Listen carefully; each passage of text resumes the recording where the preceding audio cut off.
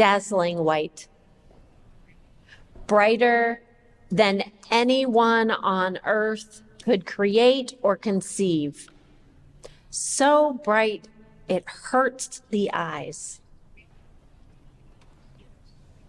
The bright star of Bethlehem, magnified and intensified into one being. Peter and James and John couldn't look away. Something was happening, something mysterious and terrifying, wondrous and holy, like a bush that burns but is not consumed, or fiery chariots descending from heaven. Amazing, confusing, not limited by human imagination, unbelievable, except that they see it with their own eyes.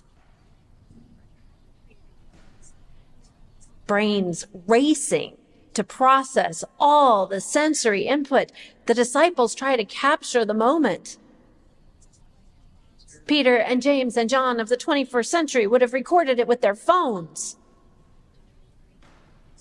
Instead, they offer to build huts for Jesus and Moses and Elijah.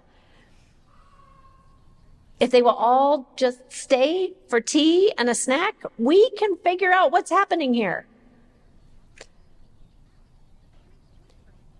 Jesus, for a moment, is speechless, without comfort for his terrified friends. And then the voice of God speaks from the cloud. Talk about adding to sensory overload. And then it's just the four of them again.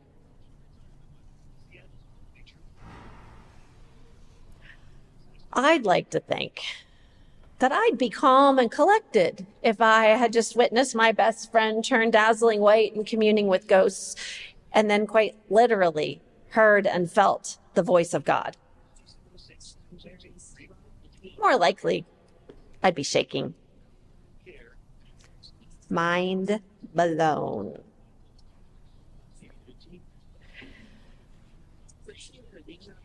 This story is called the Transfiguration of Jesus because his appearance, his figure, is changed.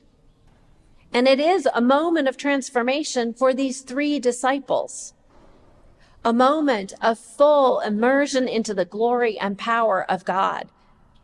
And none of them, Jesus, Peter, James, or John, will be the same afterward.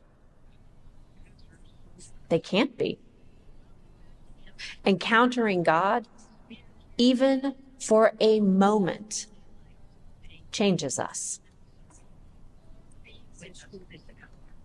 Mark's story of Jesus begins with his baptism, when a voice from heaven proclaims, and maybe only Jesus hears it, the words, "You are my Son, the beloved. With you I am well pleased."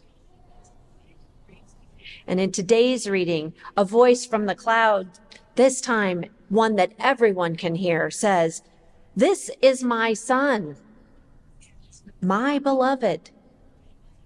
Listen to him."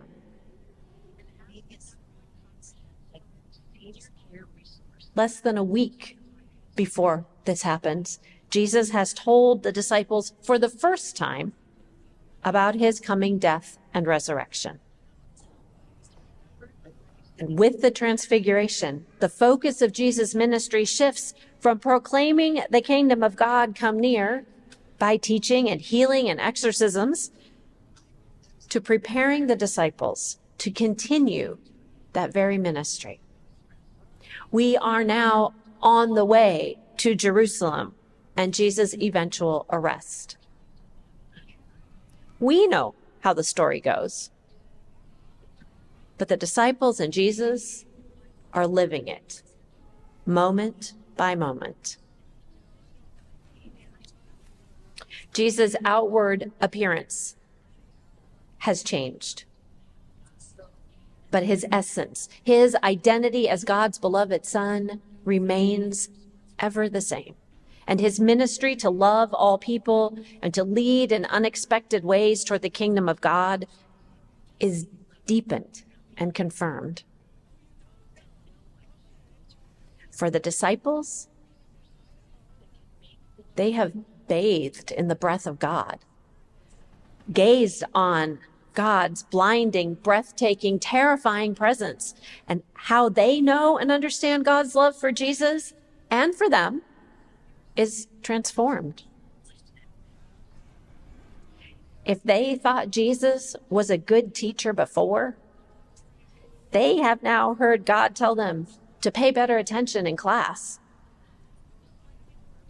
because they are inextricably part of Jesus' ministry.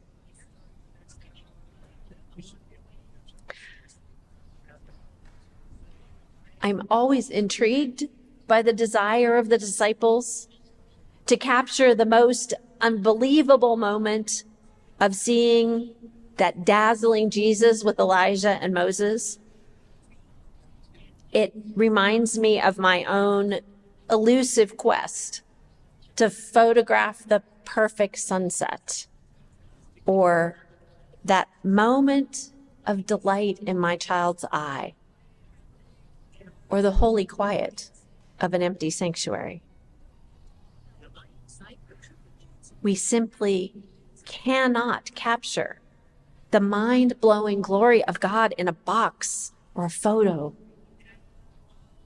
or even beautiful music. We can share in its reflection, aspire to its recreation, and remember its transformative effect on our hearts. If we can't hold on to it, our challenge then is to be more attentive to those moments, long or short, when we experience the presence of God, to put down the camera and be in the moment, to be courageously vulnerable to joy and wonder and pain, to admire the God who transforms the world before our eyes. The very same God who overcomes death and fear shows us a new way of life. And the more we know and see God, the more we are called to live with God in that new way. A way of joy and hope, even in difficult and painful moments. A way that remembers when the veil between us and the holy was lifted, and we glimpsed the brightness of our God.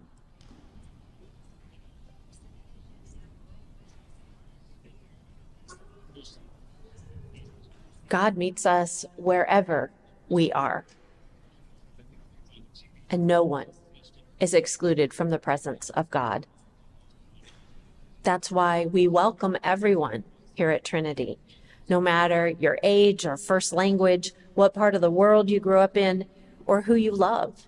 We cannot exclude anyone from the presence of God. It's not up to us to measure out God's grace and love. We can acknowledge and remove the barriers that we use to separate us from one another and from God, barriers of class and race and privilege. We can acknowledge that the church and country that we love and live in are steeped in assumptions about wealth and privilege that exclude and harm our beloved siblings. And when one of us, any one of God's beautiful and beloved children feels excluded, none of us are whole.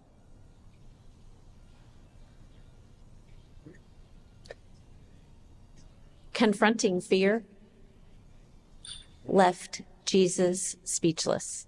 He didn't know what to say, but he stayed with his friends in the moment to walk with them, to talk, to translate the experience of God's bright glory into their life lived together.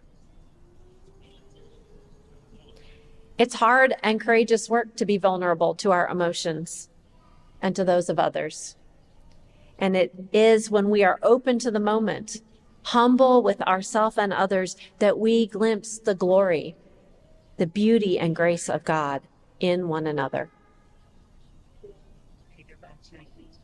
Just as Jesus journeyed with his friends as they learned how to live lives transformed by that terrifying glimpse of the glory of God, we journey with one another through beautiful, amazing, hard, and grace-filled moments. And glimpsing God's grace and magnificence in one another or nature, music or laughter transforms us. We, like the disciples, continue learning and living Jesus' ministry of radical, world-changing love and grace.